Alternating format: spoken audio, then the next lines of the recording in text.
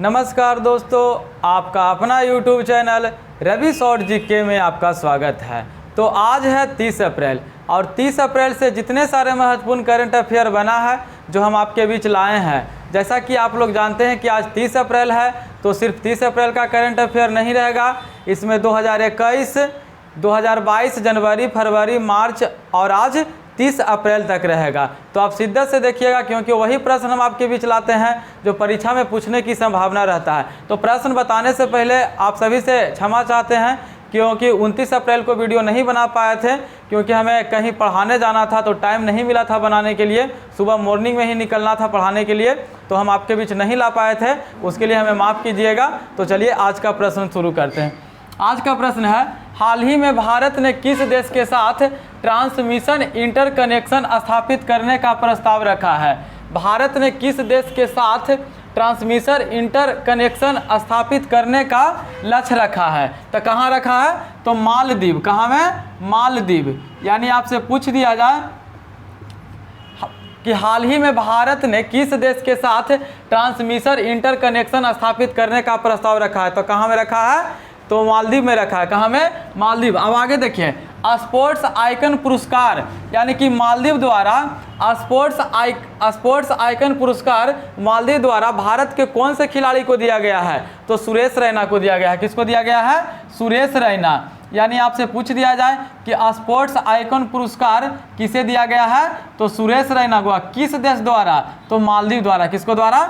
मालदीव द्वारा। अब देखिए, आज जो आपके बीच हम प्रश्न लाए हैं सभी प्रश्न अति महत्वपूर्ण है, तो आप शिद्दत से देखिएगा, क्योंकि हम वही प्रश्न लाए हैं जो परीक्षा में पूछने की संभावना है। अब देखिए, हिंदी का साहित्य अकादमी पुरस्कार किसे मिला है? तो दया प्रकाश सिन्हा। किसको मिला है? दया प्रकाश सिन्हा। यानी आपसे पूछ दिया जाए कि हिंदी का साहित्य अकादमी पुरस्कार किसे मिला है? तो दया प्रकाश सिन्हा। और कौन से उपन्यास के लिए? तो सम्राट अशोक के लिए। किसके लिए? सम्राट अशोक। अब देखिए आगे का है कि हिंदी के तो हम लोग जान गए कि दया प्रकाश सिन्हा को, तो अंग्रेजी भाषा का साहित्य अकादमी पुरस्कार किसे मिला है? तो नमिता गोखले। किसको मिला है? नमिता गोखले। यानी हिंदी का मिला है किसको? दया प्रकाश, और अंग्रेजी का नमिता गोखले। किसको मिला है? नमिता गोखले। यानी कि जो पुरस्कार है जो आपको कहीं ना कहीं परीक्षा में देखने के लिए मिलेगा, तो आप शिद्दत से देखिए। अब देखिए, 56वें ज्ञानपीठ पुरस्कार 2020 किसे मिला है? तो किसको मिला है? तो नीलमणि फुक्कन। किसको मिला है? नीलमणि फुक्कन। किसको मिला है? नीलमणि फुक्कन। यानी आपसे पूछ दिया जाए कि 56वां ज्ञानपीठ पुरस्कार 2020 में किसको मिला है? तो नीलमणि फुक्कन। और ये कहाँ के कवि है? तो असम के है, यानी कि असमियम कवि है। कहाँ के? असमियम कवि। अब देखिए, 57वां ज्ञानपीठ पुरस्कार 2021 किसे मिला है? तो 57वां ज्ञानपीठ पुरस्कार किसके मिला है? तो दामोदर मोज्जा। किसको मिला है? दामोदर मोज्जा। यानी आपसे पूछ दिया जाए कि 56वां ज्ञानपीठ पुरस्कार किसको मिला है? तो नीलमणि फुक्कन। और 57वां ज्ञानपीठ पुरस्कार 2021 किसे मिला है? तो दामोदर मोज्जा। अब देखिए आगे है, हिंदी बिहारी पुरस्कार किसे मिला है? तो हिंदी बिहारी पुरस्कार हम आपको बताए थे क्या? मधु काकरिया। किसको मिला है? मधु काकरिया। यानी आपसे पूछ दिया जाए कि हिंदी बिहारी पुरस्कार किसको दिया गया है? तो किसको दिया गया है? तो मधु काकरिया को दिया गया है। किसको दिया गया है? मधु काकरिया। अब देखिए, व्यास पुरस्कार 2021 किसे मिला है? तो असगर बजाहत को मिला है। किसको मिला है? असगर बजाहत। और कौन से उपन्यास के लिए? तो बाहुबली के लिए। किसके लिए? बाहुबली। अब देखिए आगे का प्रश्न है कि सरस्वती सम्मान 2021 किसे मिला है? तो सरस्वती सम्मान कि 2021 किसको मिला है? तो शरद कुमार निम्बाले। किसको? शरण कुमार निम्बाले को मिला है। किसको? शरण कुमार निम्बाले। यानी आपसे पूछ दिया जाए कि सरस्वती सम्मान 2021 किसको मिला है? तो शरण कुमार निम्बाले। व्यास पुरस्कार 2021 किसको मिला है? तो असगर बजाहत। हिंदी बिहारी पुरस्कार किसको मिला है? मधु काकरिया। 57वां ज्ञानपीठ पुरस्कार किसको मिला है? दामोदर मोज्जा। 56वां ज्ञानपीठ पुरस्कार किसको मिला है? तो नीलमणि फुक्कन। अब देखिए आगे का है, हाल ही में इमैनुअल मैक्रो किस देश की दूसरी बार राष्ट्रपति बने हैं? तो देखिए कल इससे पीछे जो हम वीडियो डाले थे उसमें हमसे गलत बोला गया था, तो हमें माफ़ कीजिएगा। वो भाई क्या चीज़, हम रूस को बोल दिए थे, और रूस के देखिए जब वीडियो बनाते हैं थोड़ा सा हो जाता है कभी कभी गलती, तो उसके लिए माफ़ कीजिएगा। तो कहाँ के बने हैं? हाल ही में इमैनुअल मैक्रो किस देश के दूसरी बार राष्ट्रपति बने हैं? तो फ्रांस के बने हैं। कहाँ के? फ्रांस के। यानी आपसे पूछ दिया जाए कि इमैनुअल मैक्रो किस देश के दूसरी बार राष्ट्रपति बने हैं? तो कहाँ के बने हैं? फ्रांस के बने हैं। कहाँ के? फ्रांस के। अब देखिए आगे है कजाकिस्तान के नए प्रधानमंत्री। तो कजाकिस्तान के नए प्रधानमंत्री अली खान अस्माइलोव। कौन है? अली खान अस्माइलोव। यानी कजाकिस्तान के नए प्रधानमंत्री अली खान अस्माइलोव। आप सिर्फ अस्माइलोव याद रखिएगा। क्या चीज़? अस्माइलोव। अब देखिए आगे है इजराइल के नए प्रधानमंत्री कौन है? तो इजराइल के नए प्रधानमंत्री हम आपको कई बार बताए हैं, कौन है? Naftali Bennett. कौन है? Naftali Bennett. यानी आपसे पूछ दिया जाए कि इजराइल के नए प्रधानमंत्री कौन है? तो नेफ्ताली बेनेट। कौन बने हैं? Naftali Bennett. यानी आपसे पूछ दिया जाए कि हाल ही में इमैनुअल मैक्रो किस देश के दूसरी बार राष्ट्रपति बने हैं? तो कहाँ के बने हैं? फ्रांस के बने हैं। कजाकिस्तान के नए प्रधानमंत्री अस्माइलोव, इजराइल के नए प्रधानमंत्री नेफ्ताली बेनेट। अब देखिए आगे है लता मंगेशकर का संबंध, जिनका हाल ही में निधन हो गया है, वह क्या चीज़ थे? तो वह गायिका थे। कौन चीज़ थे? गायिका। यानी आपसे पूछ दिया जाए कि लता मंगेशकर का संबंध क्या चीज़ से था? तो गायिका से। क्या चीज़ से? गायिका से। लेकिन देखिए हम लोग तो जान गए हैं कि लता मंगेशकर का संबंध गायिका से है, लेकिन आपसे पूछ दिया जाए कि लता मंगेशकर को भारत रत्न कब दिया गया था?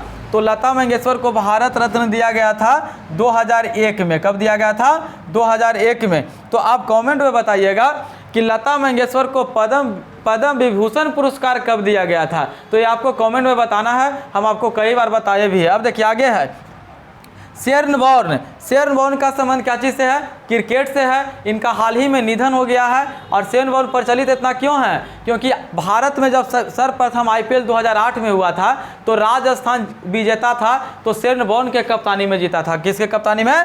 शेरनबॉर्न के कप्तानी में। यानी आपसे पूछ दिया जाए कि शेरनबॉर्न का संबंध क्या चीज़ से है? तो क्रिकेट से है। क्या चीज़ से?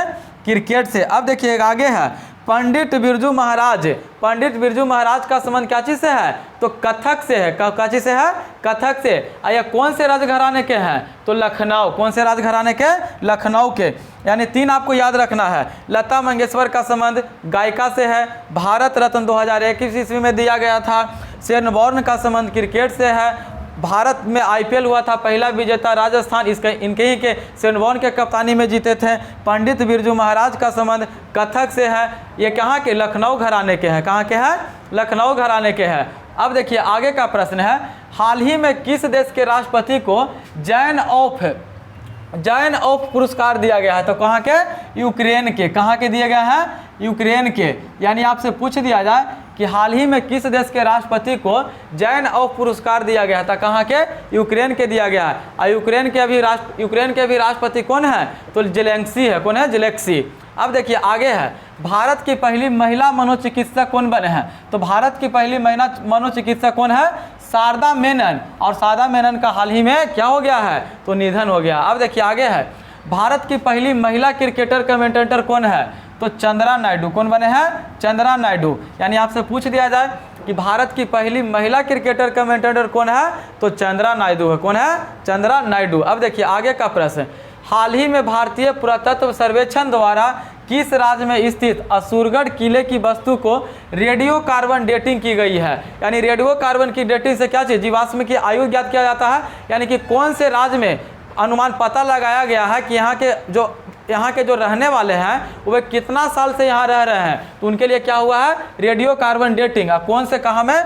तो उड़ीसा में हुआ है। कहाँ में? उड़ीसा में। यानी आपसे पूछ दिया जाए कि हाल ही में कहाँ की बस्ती को रेडियो कार्बन डेटिंग विधि का प्रयोग करके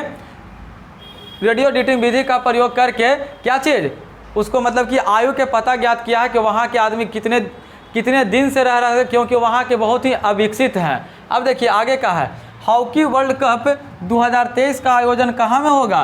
तो हॉकी वर्ल्ड कप 2023 का आयोजन भारत में होगा। कहाँ में होगा? भारत में। और भारत में भी कहाँ? तो उड़ीसा में होगा। कहाँ में होगा? उड़ीसा में। यानी आपसे पूछ दिया जाए कि हॉकी वर्ल्ड कप 2023 का आयोजन कहाँ में होगा, तो भारत में होगा, और भारत में भी कहाँ? तो उड़ीसा में होगा। अब देखिए आगे है, रवि दहिया का संबंध क्या चीज़ से है? तो रवि दहिया का संबंध कुश्ती से है। बजरंग पुनिया का संबंध क्या चीज़ से है? तो बजरंग पुनिया का संबंध कुश्ती से है। अब देखिए ये दोनों हम नाम क्यों लिखे हैं? क्योंकि ये है क्या चीज़?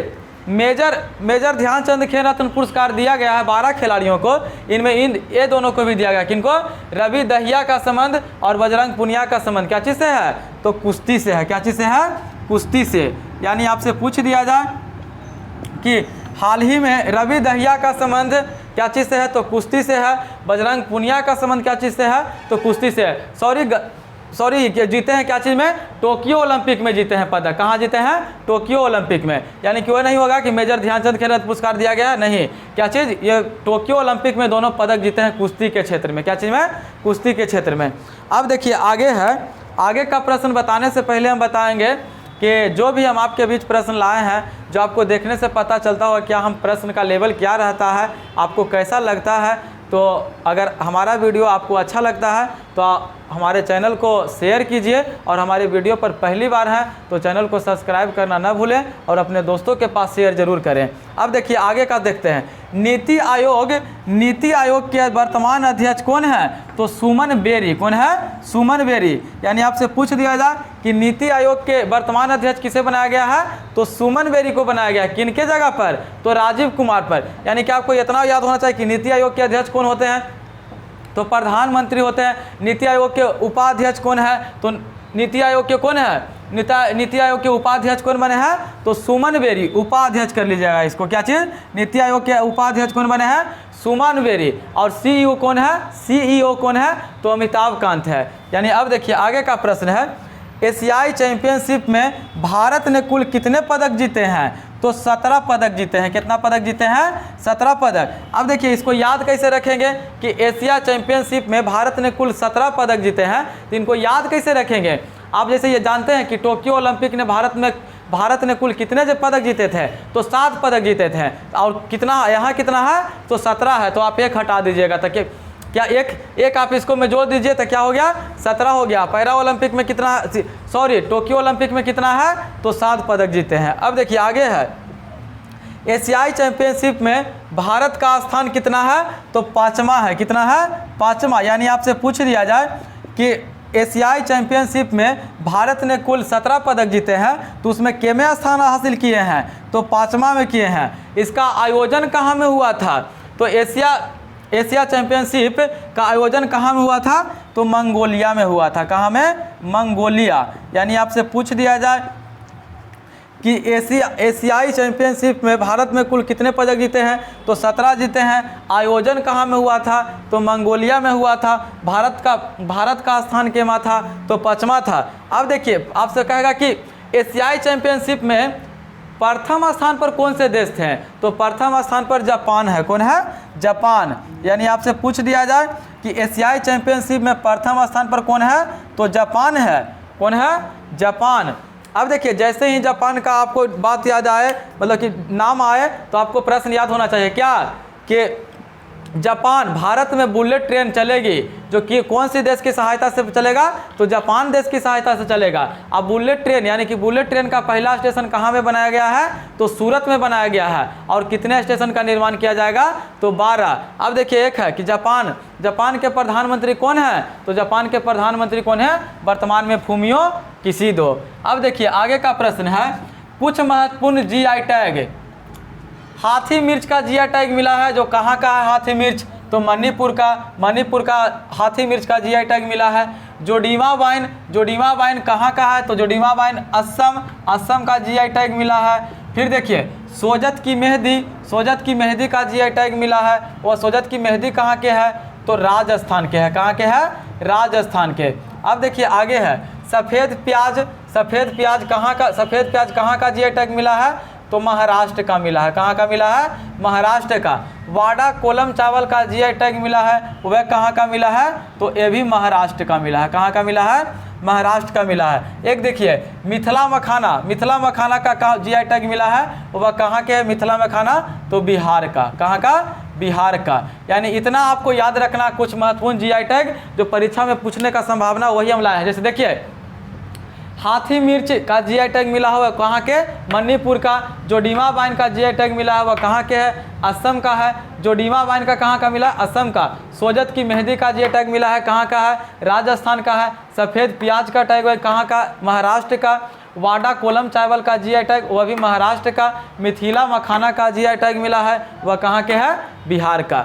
अब देखिए कुछ दिन पहले हम आपको बताए थे क्या कि मेजर ध्यानचंद खेल रत्न पुरस्कार 12 खिलाड़ियों को दिया गया है और इनामी राशि कितना है, 25 लाख रुपया है। कितना है, 25 लाख। तो हम उस दिन तो आपको बता दिए थे 5 खिलाड़ी के नाम जो पैरा ओलंपिक के थे, लेकिन आज हम आपको बताएंगे जो टोक्यो और पैरा ओलंपिक दोनों किनको किनको दिया गया है, मतलब कि जो आपको बीच बताने वाले हैं। तो ये बहुत ही महत्वपूर्ण है, तो आप देखिए सीधे से। मेजर ध्यानचंद पुरस्कार हाल ही में 12 खिलाड़ियों को दिया गया है जिसका इनामी राशि 25 लाख रुपया है। कितना है, 25 लाख रुपया है। पहला है अवनी लखेरा। अवनी लखेरा का संबंध क्या चीज़ से है, तो शूटिंग से है। क्या चीज़ से है, शूटिंग से। यानी आपसे पूछ दिया जाए कि अवनी लखेरा का संबंध शूटिंग से। मनीष नरवाल का संबंध ये भी शूटिंग से। मनीष नरवाल का संबंध शूटिंग से। प्रमोद भगत का संबंध बैडमिंटन से। कहाँ से, कोची से है, बैडमिंटन से। कृष्णा नायर का संबंध बैडमिंटन से। और देखिए सुमित अंतल का संबंध भाला फेंक से। क्या चीज़ से है, भाला फेंक से। यानी कि 1 2 3 4 5 को जो नाम हो गया ये सब पैरा ओलंपिक। आपसे पूछ दिया जाए कि जो मेजर ध्यानचंद पुरस्कार हाल ही में 12 खिलाड़ियों को दिया गया और उसमें पैरा ओलंपिक के कितने खिलाड़ी हैं, तो 5 खिलाड़ी हैं। कौन कौन है, अवनी लखेरा का संबंध शूटिंग से। मनीष नरवाल का संबंध शूटिंग से। प्रमोद भगत का संबंध बैडमिंटन से। कृष्णा नायर का संबंध बैडमिंटन से। सुमित अंतल का संबंध भाला फेंक से। अब देखिए आगे है नीरज चोपड़ा का संबंध भाला फेंक से। नीरज चोपड़ा का संबंध क्या चीज़ से है, भाला फेंक से। फिर है रवि कुमार दहिया का संबंध क्या चीज़ से है, कुश्ती से है। यानी आपसे पूछ दिया जाए कि रवि कुमार दहिया का संबंध क्या चीज़ से है, तो कुश्ती से है। अब देखिए आगे है लवलीना बोरगेन का संबंध क्या चीज़ से है, तो मुक्केबाजी से है। क्या चीज़ से है, मुक्केबाजी से। अब देखिए आगे है PR श्रीजेश जो हॉकी के गोलकीपर थे, उनका संबंध क्या चीज़ से, तो हॉकी से हो गया। यानी PR श्रीजेश का संबंध क्या चीज़ से है, हॉकी से है। आपसे पूछ दिया जाए कि मिताली राज का संबंध क्या चीज़ से है, तो मिताली राज का संबंध क्रिकेट से है। क्या चीज़ से है, क्रिकेट से। यानी आपसे पूछ दिया जाए कि मिताली राज का संबंध, तो मिताली राज का संबंध क्रिकेट से है। आपसे पूछ देगा कि मेजर ध्यानचंद पुरस्कार 12 खिलाड़ियों को दिया गया है, उसमें पैरा ओलंपिक के 5 खिलाड़ी हैं। आपसे पूछ गया कि कोई क्रिकेटर को दिया गया है, तो एकमात्र क्रिकेटर महिला में दिया गया है। किसको दिया गया है, मिताली राज को। अब देखिए आगे है क्या चीज़, सुनील छेत्री का संबंध क्या चीज़ से है, तो फुटबॉल से है। मनप्रीत सिंह का संबंध क्या चीज़ से है, तो हॉकी से है। यानी कि देखिए जितना मतलब कि मेजर ध्यानचंद पुरस्कार खेल रत्न है, जो कहीं ना कहीं आपको परीक्षा में पूछेगा, चाहे तो आपको पूछ दे कि इनामी राशि कितना है, कितने खिलाड़ियों को दिया गया है, पैरा ओलंपिक के कुल कितने खिलाड़ी थे, फिर बोलेगा कि एकमात्र क्रिकेटर कौन थे, तो कौन थे क्रिकेटर, मिताली राज थे। यानी देख लीजिए एक बार और आपको रिवाइज करा देते हैं कि हाँ हाल ही में ध्यानचंद पुरस्कार 12 खिलाड़ियों को दिया गया है जिनका इनामी राशि 25 लाख रुपया है। अवनी लखेरा का संबंध शूटिंग से। मनीष नरवाल का संबंध शूटिंग से। प्रमोद भगत का संबंध बैडमिंटन से। कृष्णा नायर का संबंध बैडमिंटन से। सुमित अंतल का संबंध भाला फेंक से। नीरज चोपड़ा का संबंध भाला फेंक से। रवि कुमार दहिया का संबंध कुश्ती से। लवलीना बोरगेन का संबंध मुक्केबाजी से। PR श्रीजेश का संबंध हॉकी से। मिताली राज का संबंध क्रिकेट से। सुनील छेत्री का संबंध फुटबॉल से। मनप्रीत सिंह का संबंध हॉकी से। यानी कि जो भी हम आपके बीच प्रश्न लाए थे, आपको देखने से पता चलता होगा कि क्या कितना मेहनत करने के बाद हम आपके बीच हाट कर लाते हैं। तो अगर वीडियो हमारा अच्छा लगता है तो वीडियो को लाइक ज़रूर करें, और हमारे चैनल पर पहली बार हैं तो चैनल को सब्सक्राइब करना ना भूलें, और वीडियो को शेयर कीजिए, क्योंकि हम आपके बीच देखिए कल हमको क्लास जाना था, तो आज एकदम बना दिए हैं वीडियो की नहीं, वीडियो डालना चाहिए, क्योंकि हमारे भाई कुछ वीडियो का इंतज़ार करते रहते हैं। तो हमारा क्लास भी है, कल पढ़ाने जाना भी है, तो भी हम आपके लिए बना दिए हैं। तो आप देखिए, आप शिद्दत से देखिए, क्योंकि हम वही प्रश्न आपके बीच लाते हैं जो परीक्षा में पूछने की संभावना रहता है। तो बस लास्ट में हमारे वीडियो के अंत तक बने रहने के लिए बहुत बहुत धन्यवाद। जय हिंद, जय भारत।